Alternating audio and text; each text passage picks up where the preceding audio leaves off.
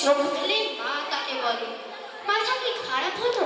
ছাইপাশ সব না লিখে বরং অঙ্কের খাতা খোলো। মুখ ভার করে গুটি গুটি পায় গেল সে বাবার কাছে। কবিতা লিখেছি, ও বাবা তোমার দেখার সময় আছে?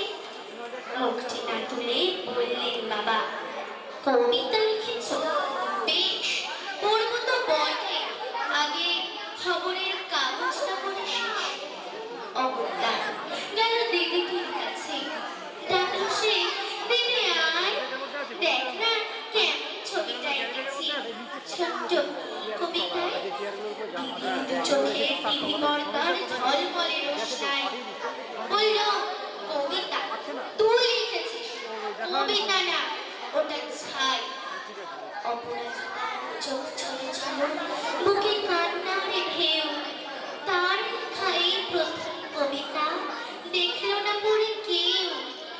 একা ঘরে বসে সামনে তাকালো মালাকে সাজানো ছবি। স্নিগ্ধ চোখে রয়েছে যে সহজ পাঠের কবি। কবিতার খাতা মেলে সে ধরলো, ঠোঁট দুটো ধরো ধরো। বলল, ঠাকুর কেউ না পড়ো, তুমি কবিতা পড়ো।